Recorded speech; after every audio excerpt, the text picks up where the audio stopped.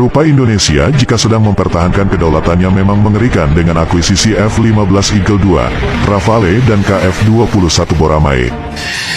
Indonesia tak akan main-main dengan kedaulatannya di mana pembelian Rafale, F-15 Eagle II dan KF-21 Boramae sebagai wujud diganggunya NKRI. Baik KF-21 Boramae, Rafale dan F-15 Eagle II akan bahu-membahu menghadang setiap pengganggu kedaulatan Indonesia, tak peduli siapapun itu, hantam saja. Malaysia contohnya yang pernah mengganggu Indonesia tepatnya di Ambalat mana berani sekarang macam-macam.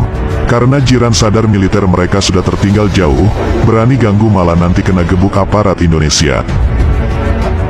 Apalagi pembelian Rafale dan F-15 Eagle II baru-baru ini membuat Malaysia shock.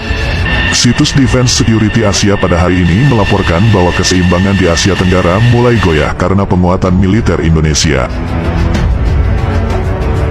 Keseimbangan kekuatan udara di Asia Tenggara dalam beberapa tahun ke depan akan tidak lagi seimbang dengan beberapa negara regional, akan jauh di depan dalam kekuatan angkatan udara mereka sementara beberapa negara lain tetap tertinggal.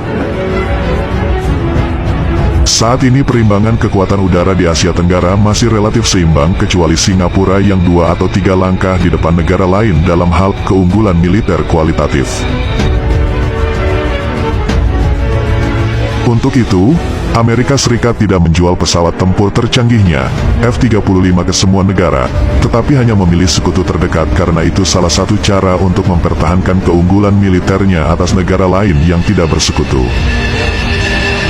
Apalagi Indonesia juga sudah mulai bergerak memperkuat otot militernya yang selama mereka kenal inferior.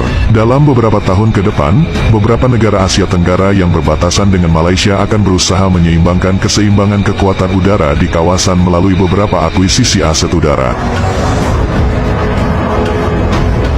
Beberapa negara tidak termasuk Malaysia karena kami masih memiliki 8 FA-18D Hornet dan 18 Sukhoi Su-30 MKM serta pesawat Hawk yang akan pensiun. Akankah akuisisi 18 pesawat Fighter Light Trainer and Light Combat Aircraft membantu kita menyeimbangkan keseimbangan kekuatan udara di Asia Tenggara yang kesenjangannya semakin lebar? Malaysia menjelaskan bahwa gap antara mereka dengan Indonesia dan Singapura bakal semakin lebar. Selama belum ada pengadaan multi-role combat aircraft di pihak kita, gap antara kita dengan negara tetangga khususnya Indonesia dan Singapura akan tetap lebar dalam beberapa tahun ke depan. Penggantian pesawat tempur FA-18D dan Su-30 MKM hanya akan dilakukan pada tahun 2035 dan 2040. Kita harus menunggu 15 hingga 20 tahun lagi untuk melihat pesawat RMA-FMRCA yang baru. Apa yang dapat kami harapkan dalam beberapa tahun ke depan adalah akuisisi pesawat tempur FA-18CD Hornet bekas milik Angkatan Udara Kuwait, bahkan jika Kuwait setuju untuk menjualnya kepada kami. Bahkan, tetangga utara kita, Thailand juga bergerak untuk meninggalkan kita dalam hal kekuatan udara, jelasnya.